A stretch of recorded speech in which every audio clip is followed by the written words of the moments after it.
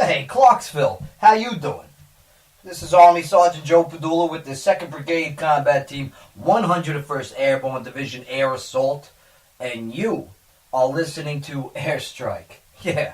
Now, I gotta tell you something. You know, Airstrike, in case you don't know, all right, is the Brigade's radio show that is dedicated to keeping you, the listener, up to date with all the great things that is going on with Strike over at the 101st Airborne Division inside of Fort Campbell, okay? And we're very, very fortunate to be here from reporting to you live from WJZM in Clarksville. It's an honor to tell the soldier story through the radio. And this episode, today's show, we got we got a hero. Okay, we got a hero that we're going to introduce to you, and this man has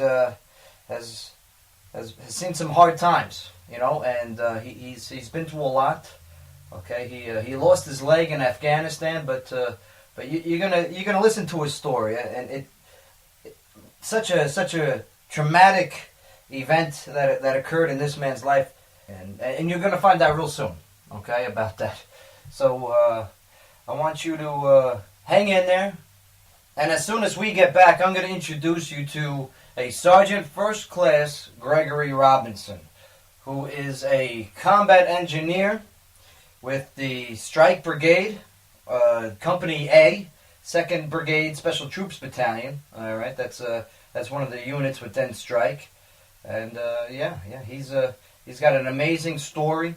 But yeah, we're gonna take a break here, and as soon as we get back, we're gonna get right into it. We're gonna sit down with Sergeant First Class Gregory Robinson, a strike hero. Despite losing his leg, has been able to accomplish so many things, and is about to accomplish something that has never been accomplished ever in the Army. So yeah, make sure you stay tuned in, and yeah, we'll see you in a minute. Absolutely.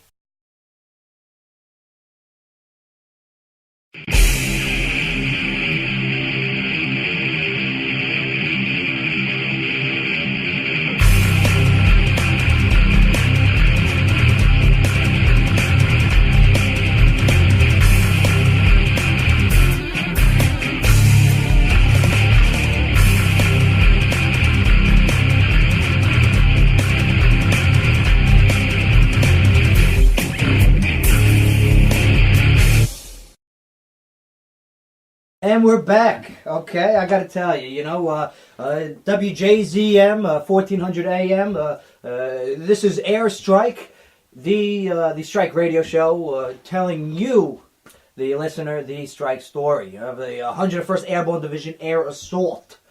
All right, Sergeant First Class Robinson. Let me tell you, it is great to have you here, and not for nothing, you really are a role model. A lot of people look up to you, and you've done so much, not only for this unit, but for yourself too. And maybe you can describe a little bit about yourself, like where are you from? How old are you? And I'm from Rose Clare, Illinois. I'm 34 years old. I joined the military right after I graduated high school. This July I'll be in for 16 years. Nice. And where was that recruiting station at? That was in Marion, Illinois. Okay, let me tell you, I love Illinois. Illinois is probably my my ninth favorite state. So that's good, And okay, so you right out of high school, bam, this is what you want to do. You want to be in the Army, and all of a sudden now. Were you always a combat engineer? I've always been a combat engineer. From day one? From day one. And love it? Love it. Wouldn't change it for nothing. I love it. Awesome. Now, okay, where do you get stationed first? Stationed in the 14th Engineer Battalion at Fort Lewis, Washington. Okay. Now let me back up a little bit, actually. Okay, your basic training. All right, where'd you do that at? Fort Leonard Wood, for okay. basic and EIT. And that's Missouri, right? Yes. Okay. And then, so, your basic training, bada bing, bada boom, you get that done. Then about face, same area, you just go right back to work, AIT. Yes. And for the civilian audience, or the people that just don't know, a combat engineer, what do you guys do? We provide mobility, counter-mobility, and survivability on the battlefield for strike soldiers. Absolutely, yeah. We make sure the infantry gets to the objective. Yes, yes. So, like, say there's a mission, and there's a big wall that is blocking that mission. Yeah, we'll make, if it's a platoon-sized element, we'll make what we call a mouse up. We'll blow a hole in the wall to let the soldier infiltrate, do an in-stride breach into the objective. So you guys are like the experts when it comes to, I mean, this isn't the technical term, but blowing stuff up, right? Yes. All right, yeah, I love it. And you guys are also breaching, right? Is that what other aspects does your job entail? It's a wide variety. When we support the infantry, we do what we call in-stride breaching. So anything the infantry comes in contact with, a minefield, IEDs, a wall, we neutralize the obstacle where the infantry can get through. We can be tasked out doing route clearance, which means that we go up and down the roads, clearing IEDs, keeping the MSRs open. MSRs standing for? Main supply routes. Okay, right. Now, so, man, you guys really do enable the infantry units to accomplish their job. Yes. I love it. Man. Okay, so, all right, so now that we got a good grasp and a concept of what the combat engineer does, you know, not just blowing stuff up, but blowing stuff up so that the mission can continue. Yeah, absolutely. And then I've also seen you guys blow stuff up like weapons cache and all these other things. Have you seen that yourself? Yes, cache reductions, anything that needs to be destroyed, we would just take care of it. Bada bing, absolutely. Now, Sergeant, you got you go to basic training at Fort Leonard Wood, Missouri. Then you do your AIT right there, same base, Fort Leonard Wood, Missouri. And then what happens after that, for you personally? My first assignment was to the 14th Engineer Battalion, which is in Washington State. I was there for about 18 months, and I dropped an airborne packet, and then went to Bragg. Oh, to jump out of some planes. Yes. Let me tell you, that's pretty awesome. Like here you are. You already want to start just getting into the dynamics of implosion and explosions, right? And then you go, let me go a step further. Okay, let me go a little bit more, hooah, and jump out of planes. I love it. Now jumping out of planes. Yeah. What'd you do? I was at Bragg for 7 years, and I went to Korea for a year, and I came right back to my same place, back to Fort Bragg. I ended up doing almost 10.5 years at Bragg. And that's with the 82nd? I was actually in the 20th Engineer Brigade. Okay. Charlie Company, 37th Engineer Battalion. There you go. And those guys are usually attached to 82nd guys? How does that work with the... 37th Engineer we'll call a Corps Engineer asset, so we can be attached to anybody. Awesome. Did missions with 7th Group, 10th Mountain, 82nd. Whoever needed engineer support, we would go with them. Right. Now to go along with that, okay, you have a what is known as many deployments under your belt, right? Yes. Now, where was your first deployment? In 2001, I was in Kosovo. Wow. That was my first deployment. And a lot of people forget about Kosovo, but people got to realize from the mid '90s to the early 2000s, this was the real world mission. This was the tip of the spear. Yeah. And what'd you guys do over there? I was in a vertical unit, and we rebuilt roads, schools, some hospitals. Basically, it was mostly peacekeeping. The war was over with, and we just helped rebuild the country. Right.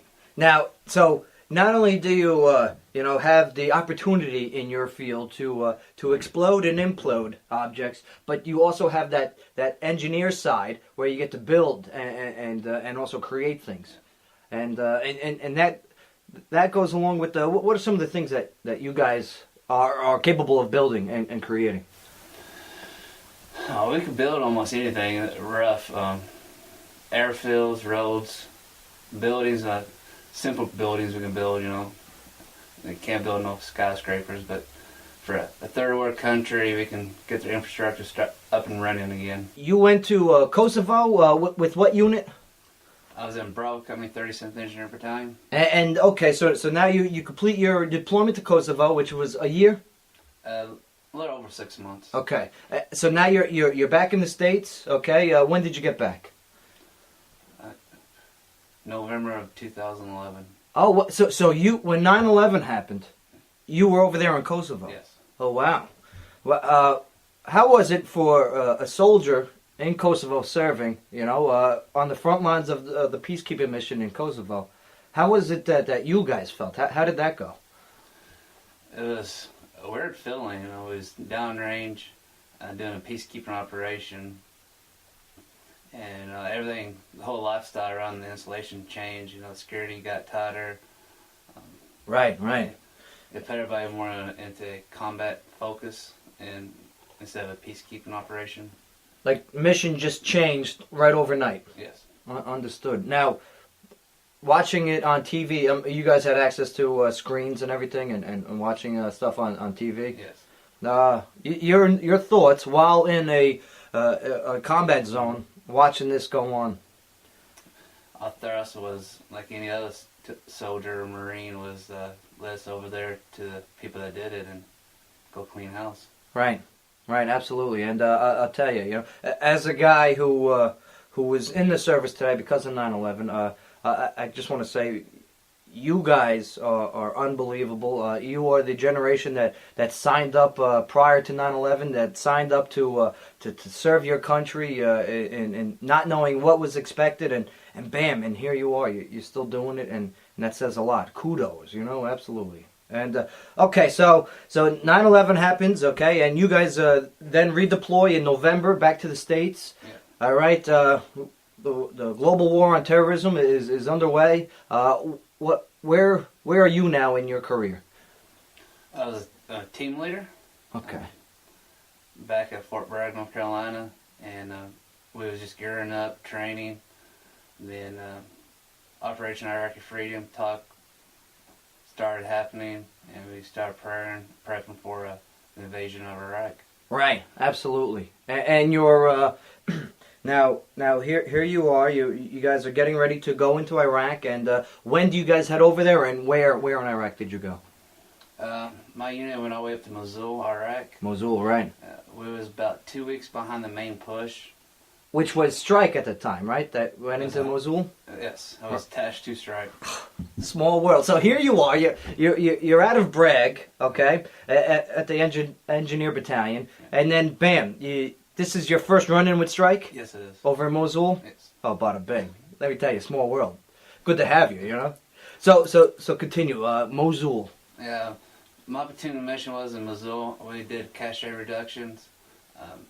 Now, the cache reductions for the people listening is caches are a collection of weapons that are gathered from the enemy. You know, whether it's found or it's brought, but it's a collection of enemy arsenal that is now in possession of U.S. hands. Yes. So bam, your mission in Mosul. We were in a station. It was actually an old Iraqi 5th Corps. Army base, and we made demo sites there, demo ranges, and when units find artillery rounds, mortar rounds, whatever, they would bring them to us, and we would prep them and then blow them up. And then when they bring out AK-47s or different type of weapons, if it was serviceable, we kept them to the side and to help rebuild the Iraqi army with it. Nice. And what's your rank at this time? E5 Sergeant. Nice. So here is E5 Sergeant Greg Robinson. You know, and what age frame? 23, 24? Probably. Right. So here you are, this young stud. You know, and you're there in Mosul. You're attached to the Black Hearts, the 502nd. What are your thoughts on Strike? They took really good care of us. I had nothing but good things to say about the 101st. We wasn't a stepchild. You know, we was part of their unit. They took good care of us. Absolutely. Strike definitely understands the importance of the team, you know, and What a great coincidence. Here you are, a part of the team, and little years down the road, you'd be labeled a strike hero. That's for sure. So okay, so the Iraq mission, you guys, mission complete for you guys over there. Now you come back. How long was that deployment? It was a year. 1 year. Okay, so now you come back. You come back to Bragg. Then what? Came back to Bragg. I was back at Bragg for about 90 days. Then came on orders to go to Korea for a year. All right. Here. So now you're going to Korea. All right. This is like in the Army. You get such opportunities to not only like see the entire United States. You know, here you are. You're already in Missouri. You're already in Washington. You're already in North Carolina. All right, and now you get to see so many different parts of the world, such as Iraq and now Korea. Okay, you going to Korea? Who were you with, and what did you see? I was with Bravo Company 2nd Engineer Battalion.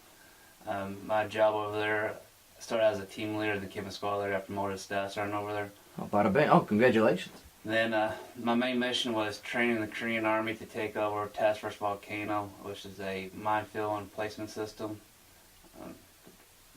We did that for the first 6 months, training the Korean Army on how to use our equipment.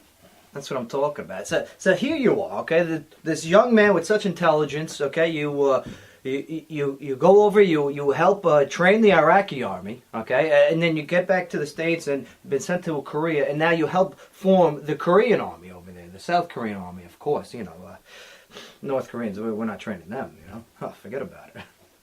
But, and how long were you over there for? Just a year. 1 year, okay. Yeah. So, how was that? What did you think of Korea and its people and the culture? It wasn't bad. I would never want to go back there. Understood.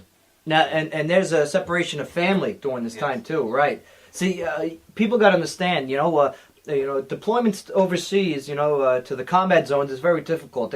And don't forget that the deployments overseas to our station bases is difficult as well. You're separated from your family. You're separated from your friends back home. It's it is a deployment. Is that not correct? Yeah, it's considered a forward deployment. Forward deployment. There you go. Bada bing. Now, okay, you complete your Korean mission and you come back. Where do you come back to? Charlie Company 37th Engineer Battalion. Bam, bada bing. Back home. Back home. Back home. Right where I left from. Back home. You're back at Fort Bragg, North Carolina, right? Yes. And so now, okay, now what? Got back. I was back for roughly about 4 months, and I deployed for Afghanistan, REF 7. Man, here you are. You're going right back out. Yep. Right back out to Afghanistan. Yep. The tip of the spear in the war on terror. Okay. And I'll tell you, we're going to take another quick break here. So, stay right there. We'll be right back. WJZM 1400 AM. You're listening to Airstrike. Absolutely.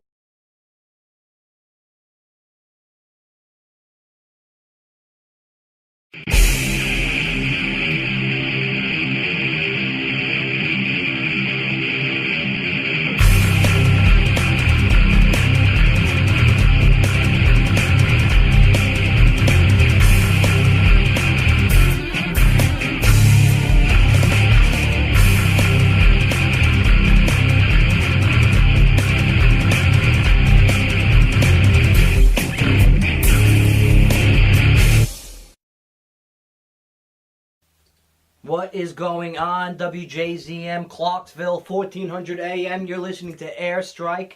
This is Army Sergeant Joe Padula, your host, and I got to tell you, we're sitting in with a with an inspiration, a strike soldier who not only says what he's going to do, he does what he's going to do. And we got him in here in the studios today. How's your stay so far here at Airstrike? All right. It's a good experience. Absolutely. We offer him the coffee, but he is in the middle of a hydration period. So he's staying away from the caffeine and he's drinking nothing but water. And just to fill you in, okay, Sergeant First Class Robinson is about to graduate the Sabalowski Air Assault School. And so this man is a physical specimen as well as a mental beast. So, and speaking of beast, Sapper Beast, that's the unit that he's assigned to currently with the Strike Brigade, 2nd Brigade Special Troops Battalion, and it's good to have him in our studios. We're about to talk to about he's about to go into Afghanistan for the first time with his unit out of Fort Bragg. And what year are we looking at now? 2006. Okay, so 2006. Here we are, Afghanistan. Tip of the spear. Where in Afghanistan are you going to? I started out in my first 4 months. I was in a place called Logman, Afghanistan. I was supporting 10th Mountain 4th Brigade. Nice. Now that's RC East. RCs. RC East. So, for those listening, Afghanistan, in military terms, is divided into 4 areas: RC East, RC West, RC North, and RC South. Is that correct, Sergeant? That's correct. So here you are. You're in the eastern section, which is a very kinetic section. Borders the Pakistan, borders with Pakistan, and this area that you were in. What was your main mission over there, and how difficult and how crazy was it over there? We started out, we was doing the route clearance for 10th Mountain. We clearing the routes for the logistical units there so they can resupply the cops and fobs. The roads would be laced with IEDs, and the trucks they was using, they had to stay on the main roads. They couldn't bypass them. Right. So we would go out there ahead of the convoy and clear the routes. Now, unbelievable. Now here you are. You guys are where everyone's trying to avoid IEDs. Okay, you're the guys that are looking for them. Yes. Okay. Oh my! What's that show that I've seen? What is that show? Bomb Control Afghanistan. Yes. Is that accurate? So if you guys have seen that type of show, that's the kind of missions that you're doing so far. Yes. Okay. Now, how many did you come across? I mean. 15 to 20 for my squad. Man, there they are, and these are killers. These, for those who don't understand, for the civilian audience that needs to be, described this to. It's an IED is a dug in the ground explosive detonated either by a remote control or pressure or even timed. And I'll tell you, it's an explosion, and that's exactly what it is. It's designed to maim and kill, whoever is near it, whoever it's intended for. And these guys, these heroes, are going out there to get rid of these deadly devices and explosive devices, so that the mission can continue and our soldiers can be safe over there, and our Marines and all of our service members and the Afghan people, And so, okay, so for 4 months you said this is what you were doing over there, RC East, and then what? We got a new mission set. We got attached to the Canadian Army. We went to Kandahar, RC South. Kandahar, RC South. Man. Now, let me just, Kandahar, RC South is the birthplace of Taliban. Yes. And this is where it all started for them. This is their home base, correct? Yeah. And here you guys were. Canadians have been there since the war kicked off, and it wasn't too much of American presence there. Is that accurate? Right. What you saw was just the Canadians. Yeah, there's all foreign services. There's Canadian, Dutch, and that. There was only maybe 100 to 200 U.S. soldiers down in that area at the time. Okay, so here you are. You're in RC South, attached to the Canadians, and your mission? It was Operation Medusa. It was the largest Canadian-led battle since World War II. Absolutely, Operation Medusa. I'm telling you, you could Wikipedia this. It's going to come up. Okay, you're going to Google this. It's going to come up. This was a big mission, not just for the Canadians, but for ISAF, which stands for International Security Assistance Forces. And for ISAF, this was a real world mission, and you guys being sent down there must speak a lot about you, because this was big news. Please fill us in. Yeah, we was during Operation Medusa. We was once again doing the route clearance. We was going to open the breach site and clear the route into objective Rugby, and. It started out, it was rough. It was a rough mission. Canadians took a lot of loss. It was a really bad time. We had a friendly A-10 come down, wounded 30 Canadians, killed a couple Canadians. Just the whole mission from the get-go started out really rough. Right, right, and here you guys are, and on top of it, you guys have got IEDs are everywhere. I mean, Kandahar is very well known for its IEDs and leftover mines from when the Russians were there, and here you guys are. You guys are trying to eliminate these IEDs and get rid of them, and also breach whatever needs to breach for your attached units. Okay, now. You were stationed out of a place called Fob Wilson, at the time Camp Wilson? Patrol Base Wilson. Patrol Base Wilson, which Fob, Camp, Patrol Base, COP, Combat Outpost, these are all words to describe the size of a base, okay? And a patrol base is very small, very small in size. So here you are, you're at a patrol base with, I'm guessing, limited, if any, electricity. Please describe your living conditions over there in 2006 Afghanistan. In 2006, we lived on the ground the whole time, slept on the ground, doing Operation Medusa. It was how you see it in the movies, living on the ground, taking baths by water bottles, no electricity, nothing like that, no luxuries.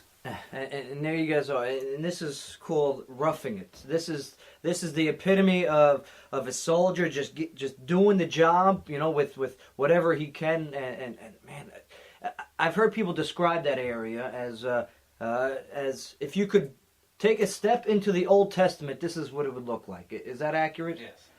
Like the buildings are made of dirt. Very prehistorical looking. Oh, very prehistorical, absolutely, and it's it's dry and hot in the day, and cold, freezing wind at night. With a lot of sand fleas. Sand fleas, and here you guys are. You guys are just doing what you can do to complete the mission. Yeah, it was about 3 weeks into the mission. We was doing route clearance, and the major that was in charge of the operation, we would go through and clear the route, and the Taliban would come back and reseed it. So our new mission, the Canadians and engineers' new mission was they was going to make a road. Now it's called Route Summit. It's a straight line distance from Pashmul to now Fob Wilson. Pashmul is a village in Kandahar, and it is a very large village for that area, but its population was mostly Taliban at the time, right? All Taliban or Taliban supporters. Yeah, this was like a hub, a Taliban hub. You know how we were just talking about patrol bases, cops, and fobs? Well, this was a patrol base, cop, and fob for Taliban. Right, absolutely, and here you guys were. Medusa was to eliminate that Taliban, presence, and your job was to make sure that they had the route to do it. Yes. Okay, so there it is. There is Operation Medusa and Sergeant Robinson's role in it. So please go on from there. Yeah, during the where was that? We was building, the Canadian Army was knocking down grape huts and walls to make this road to be a straight line distance where we can keep eyes on all the time to help eliminate the threat of IEDs.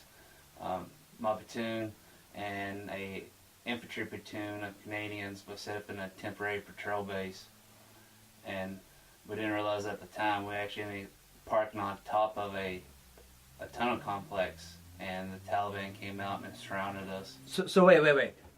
You guys went out on mission, okay, and where you ended up parking was on top of a Taliban tunnel complex. Yes. Okay, so what that means is you guys were now standing on top of what Taliban would use to go in and out to accomplish their mission, which is lay IEDs and kill ISAF forces. That's correct. So now you just disturb the bee's nest. Okay, they come out and surround you. Yeah. All right. Within the first 40 seconds, I was standing next to my gun truck talking to my driver and had one of my dismounts out with me. And my driver's side of the gun truck was hit by an RPG, and the blast came under and mangled my leg right above my right ankle. Bam. Man, just like that, instant. Instantly, within seconds. And then while I was on the ground, mortar rounds came landing in inside, and I took shrapnel in my stomach and over from my chest down. I was littered with shrapnel from the mortar that landed probably 5 meters from me. So, what kind of truck was it, Sergeant? It was 1114, a Humvee. Okay, so an up-armored Humvee. Yes. Okay, and they start attacking with an RPG, rocket-propelled grenade. For those who don't know, and what that is, it's the enemy takes it on their shoulder and fires it at the direction that they want to hit. And what's attached to that rocket is a grenade. So what happens is your vehicle gets a grenade shot at it, and then it goes down. Your vehicle is deadline, is what it's called, right? And you're hit. Who else is hit? My driver and one of my dismount soldiers was all wounded in the attack. And then now all of a sudden, Taliban, a complex attack, starts laying in mortar rounds. Okay, mortar rounds is what they shoot from the tube. It goes up in the air and it lands. Okay, and so the mortar rounds are now coming in into your vehicle, and you're down, you're hurt, your driver's hurt, your passenger's hurt, your gunner's hurt, and you are severely hurt. You have now lost a portion of your leg. Okay, and your immediate thoughts. At first, I thought the blast just knocked me down. I went to go stand back up, and then when I went to take a step, I fell back down. And I looked down because all the adrenaline at the time I couldn't feel. And when I looked down, I noticed my foot was just mangled, literally hanging on by a piece of skin. Right, and you didn't even realize it at first. You tried to take that first step, and man, now that first step, where was it towards? Was that towards your battles? Yes, it was. Like so, here you are. Your first instinct, help, get them, and what was some of their reactions and their feelings at that moment? I can't really remember. It was all chaos, man. Right. It was getting pinned down with mortar fire and accurate machine gun fire. Absolutely. Okay, so now your right leg, your below the knee, is now just hanging there. Yes. Okay, and what do you do immediately now? I went to grab my leg to put the tourniquet on, but didn't realize when the mortar round came in, I took a big piece of shrapnel through my upper right thigh, and the hole was so big that both my fists went inside my thigh. Man, so multiple wounds, an amputation, instant amputation from the blast, and you have just injuries all over your body, and you're trying to get it all together, maintain focus and composure. How is that? And then the medic and one of my good friends, Staff Sergeant Krantz, and he came running over, and he's a big 6'5" Texan guy, and picked me up like a baby, just carried me up, threw me in another truck, and he's trying to evac us out. And all while this is going on, AK-47s being fired, more RPGs from what I read were being fired, and of course the mortars are still coming down. So you're down. You're trying to move. You try to take care of your battle buddies, and then one of your big what's his name again? Staff Sergeant Parker Krantz. Parker Krantz. Okay, and a big shout out to him because he comes over, this big Texan, like a moose-sized guy. Yes. Yeah, just comes over and picks you up. And let me tell you, for the listening audience, okay, Sergeant First Class Robinson. He's a pretty muscular dude, okay? He's sitting here in front of me, and he's a pretty jacked guy, So this big Texas man comes over, grabs you, and runs you to safety with all this commotion going on all around. Now, okay, you're in safety. You're in a safe area. Where does he bring you to? He throws us in, puts me, and he goes back and grabs the other one of the guys, and puts us in into another up-armored Humvee. Okay, bam, and now and the other guys in the vehicle. They what happens? My two guys was one had he cracked the skull on the blast. Damn. Hit him. It threw him into the Humvee door, which on the bottom of the Humvee door you have a toe ring, and just lined up perfect and cracked his skull. and plus he had shrapnel. His left foot was mangled, and the other dismount he got peppered really bad from the shrapnel. And were they able to get evacuated? They put us in that Humvee, and they was trying to drive us out, and then that Humvee gets hit. Unbelievable. And then now, what does it get hit with? It got hit with a recordless rifle or an RPG, one of the two. So here you guys get evacuated from that down vehicle, okay? You know, that has been now RPG'd, mortar rounded, and sprayed with AK-47s, okay? And now you finally get into a evacuation vehicle, okay? And then bam, that gets hit by what a recoilless rifle is say you see a mortar tube, okay? That is a mortar tube just put on a shoulder and then shot directionally whichever way you want to shoot it at. It's a deadly piece of equipment that Taliban uses often. And so, bam, now this vehicle is down. Any additional injuries now? What will happen? No, just a mobility kill on the vehicle. Okay. And so all the commotion's going on now. Now how are you guys going to get evacuated? Because you guys are bleeding. Okay, you guys are you have, like you said, you have the fist-size holes in your body. Okay, your lower right leg below the knee is pretty much hanging by a thread, is what you said. Yes. Unbelievable. And plus now your battle buddies are peppered with the shrapnel, and now how are you guys gonna get out? We've put in an up armor Humvee and a Canadian LSV, I believe that's what it's called. Came up and was evac'd that away. Man.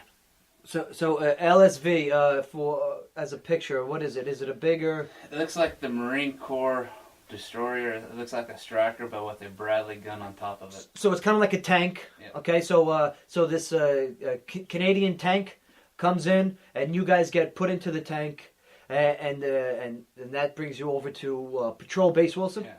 Okay. So here you guys are. The firefight's still going on. Your main vehicle, you know, that all the injuries come from. Bam. Then you guys get evacuated, picked up by the big Texas man. All right, and then put into that other Humvee, up armor Humvee. That gets taken out by the recoilless rifle. And then finally the Canadian tank comes in, loads you guys up into it, and takes you out. Now, all through this process here, what are you guys saying to each other? What are you saying to yourself?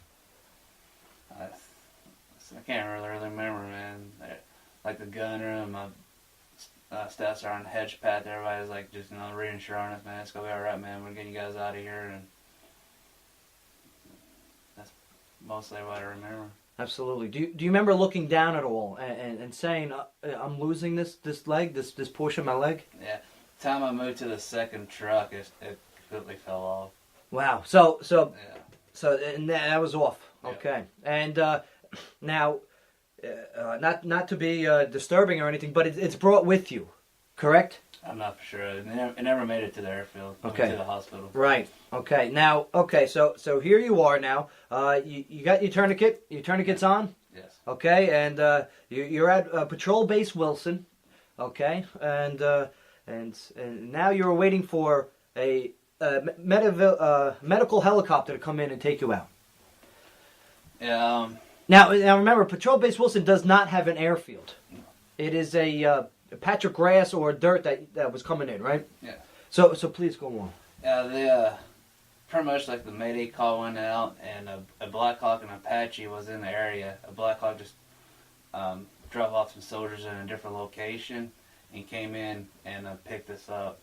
It wasn't a medevac Black Hawk, it was a regular troop carrier. They had ripped the seats, all the cargo seats out, and put all of us on it. It was me and my two dismounted, but there's also 5 wounded. Canadians took a bad hit. I believe it was 12 Canadians got killed and 5 got wounded, and they just put all of us on the bird to get us out. Wow. So it wasn't even a medically equipped helicopter. No. Okay, it was this helicopter that was designed just for transport, and you guys had to quickly change it and fix it so it could equip holding so many casualties. Yes. and you guys were then medevac to a place called Kandahar Airfield, Yes. nicknamed CAF, and this is the main hub for RC South, Regional Command South, and bam, bird lands in Kandahar. Yeah, in Kandahar. birds land, and they stopped pulling us off. Going into the hospital, it was all Dutch soldier doctors and Canadian doctors, and they prepped me for surgery. And What was their reaction? Do you remember their reaction to everything? no, not really. It was like it was chaos because so many wind was coming in. They was moving around like ants, man. They was all over the place. Right, right. Now, okay, so now they're prepping you for surgery. Yep. And I go into surgery. I come out. I don't know how long I was knocked out for. I was hit on October 3rd, and early morning on October 4th, they load me up on a C-17 to take me to Longstor, Germany. okay, and that is where you started your rehabilitation. And Longstor, Germany is the main medical base for soldiers being evacuated out of Iraq and Afghanistan at this time. Yes. Okay, so this was a very busy hospital. Yes, because not only the hospital took, American soldiers, took out your British soldiers, Australians, all the coalition forces went to Longstor, also to, as the initial hub to get them to their homeland. Right, right. Now, okay, so now you're in Germany. I was there Okay. for 4 days. Family? No, not yet. Not yet. Okay. I was in Germany for 4 days. I had 3 more surgeries there in Germany, and then they load me up. Now, what surgeries? What were they doing? I had nasty infection and debris still in my body, Right. and pretty much each surgery they just cut a little bit more of my leg off each time. Wow. Yeah. Man. And I tell you, okay, so now Germany's done. Now, do you have information about your unit? Because from what I understand, you're pretty close with those guys. Yes. And what's some of the information that you're receiving while over there about them and they are about you? Well, my PL at the time, one of his best friends, was Platoon leader. Platoon leader. Right. his good friend was a doctor over there, and he got hold of one of the doctors and gave me information and let me know how everybody was doing. And Good. And how did they do? yeah, they bounced back. They didn't take no more casualties or anything. It was just me and my 2 dismounts, and they. Okay, good. Now, as for from Germany, then now to Walter Reed. Yes. Okay, Walter Reed, everyone knows was the main military hospital for the soldiers returning, the injured and wounded soldiers coming from theater would be sent to Walter Reed for their medical assistance. And what was yours? Oh yeah, I was at Walter Reed for almost a year, right at a year. Wow. Yeah, I couldn't ask for a better place. The physical therapist, the doctors there, and was outstanding. For an amputee, that was the place you want to be. And they got me up and moving. Within a month, I was at Walter Reed. I was hospitalized for inpatient for a month, still doing surgeries every other day. Then I got released, and then to outpatient. Within 30 days from being an outpatient, they had me out in Colorado who was skiing. Man, I tell you, we gotta take another short break here, but stick around, stay tuned. You're listening to Airstrike on WJZM 1400 AM. Absolutely.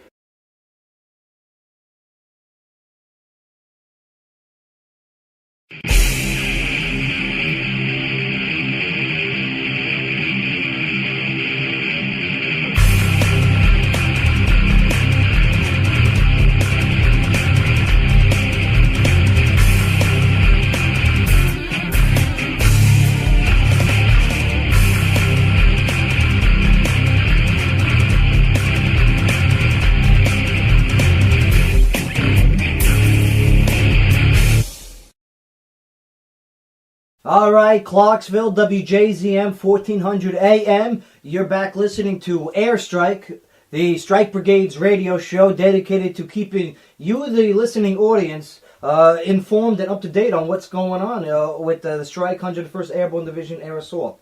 And as you know, we've been hanging out and talk with a strike hero. Okay, he's a man that doesn't like that term, but that's what he is. Okay, he's Sergeant First Class Greg Robinson, and good to see you, Sergeant. Again. See you, man. Absolutely. Again, thank you for sharing the story with us.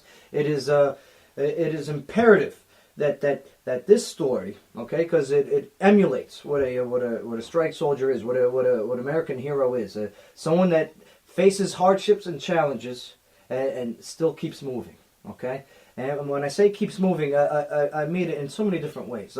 Like here you are, okay? We just talked about Operation Medusa and how you guys got ambushed and you stirred up the bee's nest and you guys took all that fire and all that mortar round and all those RPGs and you just lost your leg and you know all in all comes back. You're at Walter Reed and you have now a prosthetic leg. Can you talk about your leg, Sergeant? Yeah, I wear what's called a VSP leg.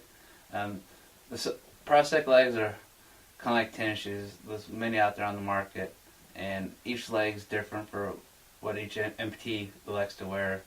My VSP is great, man. It has a leaf spring on the side and it has a shock. It's high activity.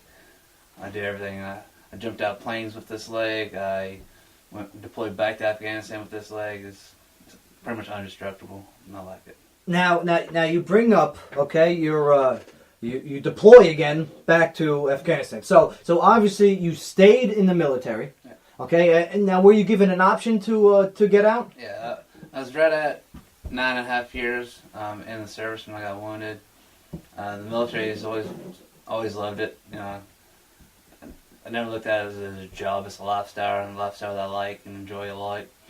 And they had a program called Co-Ed, Continuation on Active Duty, which meant if you didn't meet the medical conditions, you could get a waiver to stay in.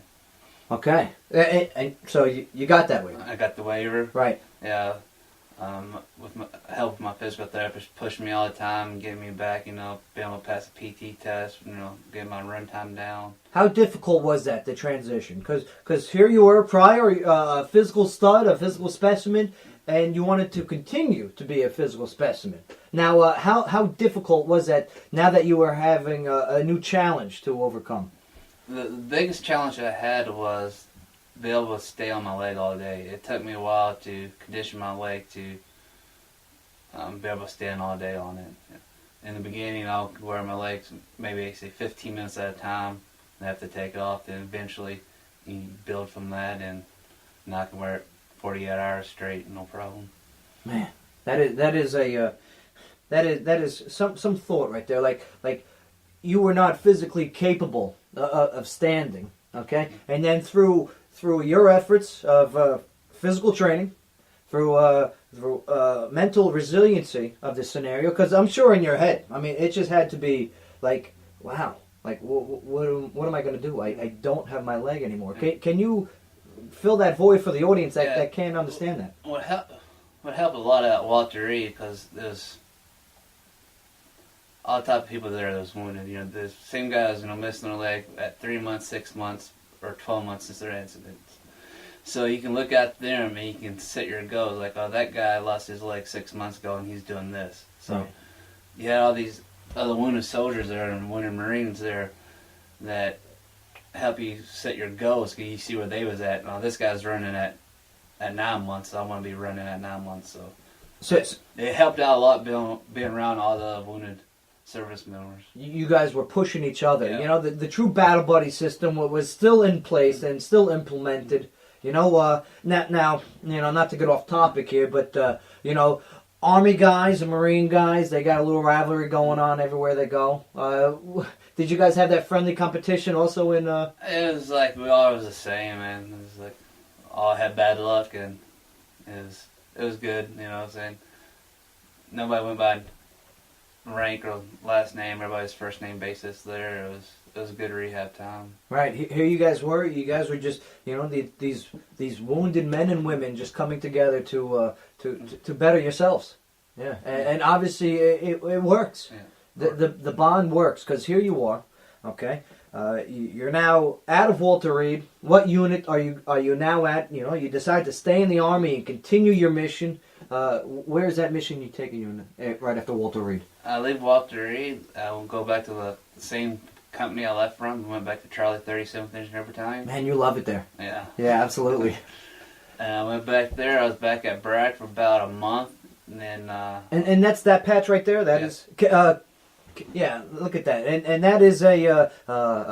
what is the name for that patch? You know how we have Old Abe for the 101st patch? It belongs to the 20th Engineer Brigade. It's known as the best engineer brigade and battalion in the Army. Here's a man who lost his leg in 2006 during Operation Medusa in Kandahar, Afghanistan, and continues to strive despite the hardships. And he's about to graduate the 10 toughest days in the Army, also known as the Air Assault School. And yeah, we got him sitting right here in the studios. Hey, how you doing, son? Doing good stuff. This is great. We get to introduce you all over every time. Okay, you really did give such a great message, and all it is it's just you're just relaying your story to the masses, and because of that, I mean, your impact will be so appreciated by so many. Like right now, you know, that kid that's sitting in that hospital, okay, you know, that no longer has a leg or an arm or a limb of some type, you know. You were there. You were in that situation. What advice do you have for that person? I think that one of the best things that helped me get through losing my leg when I was at Walter Reed was I looked around. I went there and I was like feeling sad for myself. I was down in the dumps and everything. And I started looking around. There was a lot of people that had a lot worse than I was. You know, there's people that lost their lives. Had guys in Walter Reed who was a quad amputee, triple amputees and stuff. It was like looking at them and see what their hard work and dedication is like kept me from being in the dumps. They inspired me, and it's like I can't feel bad for myself, man. This guy has way worse than me, and he's doing everything that he can.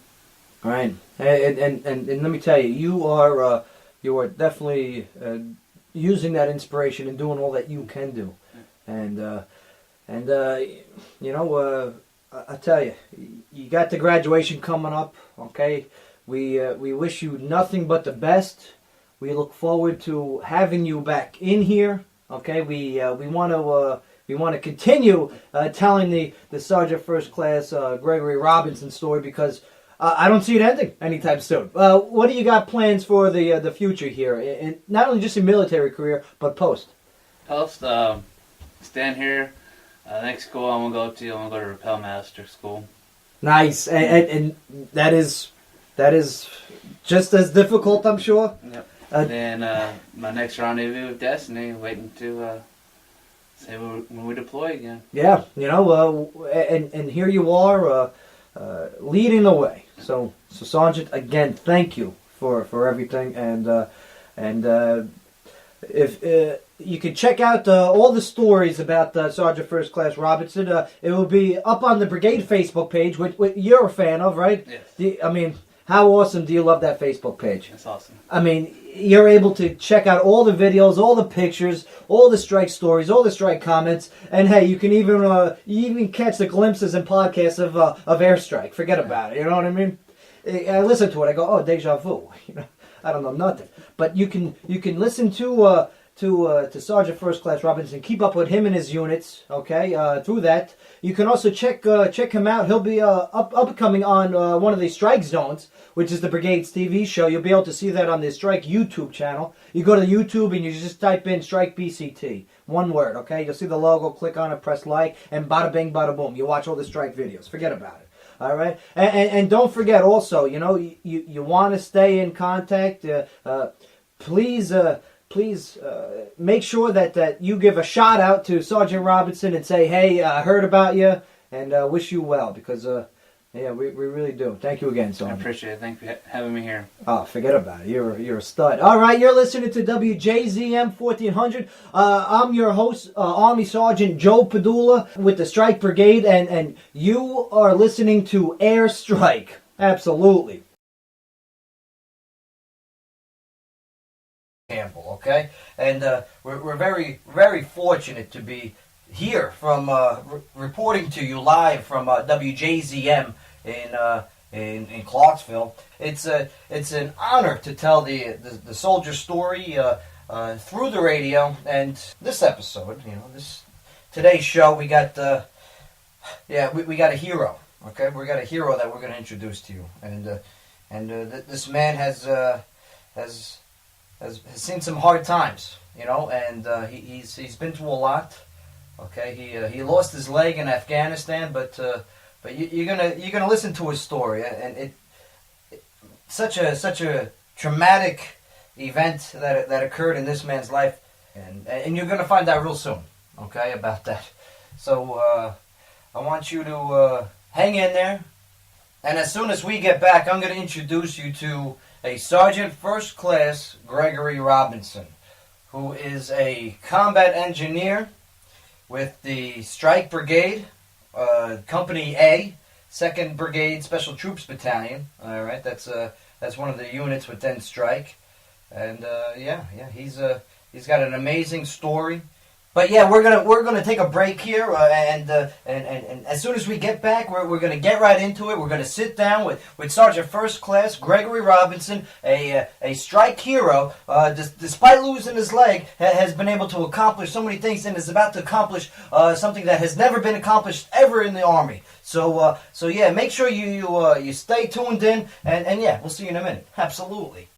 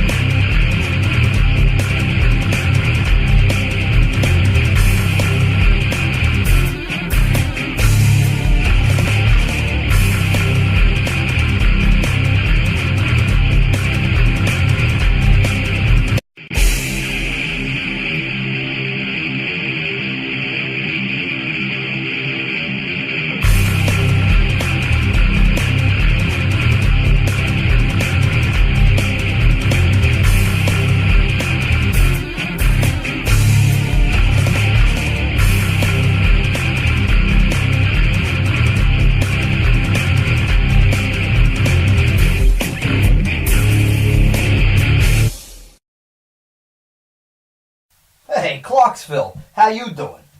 This is Army Sergeant Joe Padula with the 2nd Brigade Combat Team, 101st Airborne Division Air Assault, and you are listening to Airstrike. Yeah.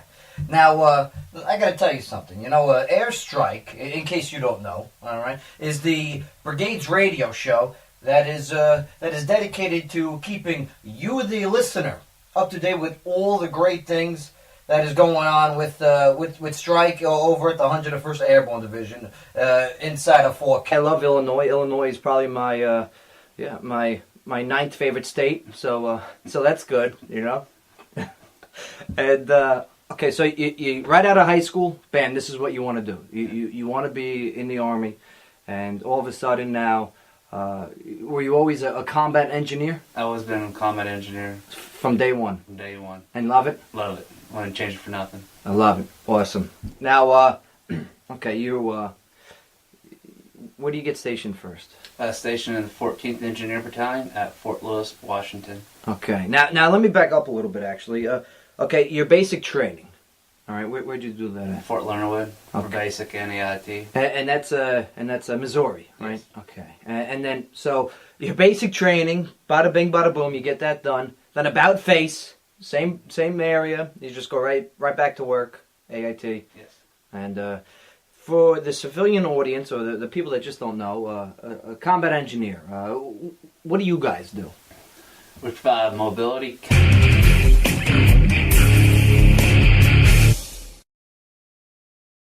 And we're back. Okay, I got to tell you, WJZM 1400 AM. This is Airstrike, the Strike radio show, telling you, the listener, the Strike story of the 101st Airborne Division Air Assault.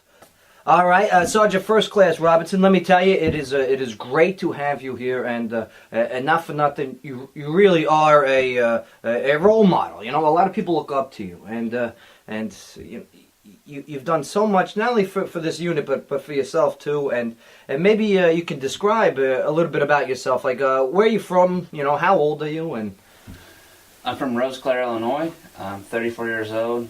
I joined the military right after I graduated high school. This July I'll be in for 16 years.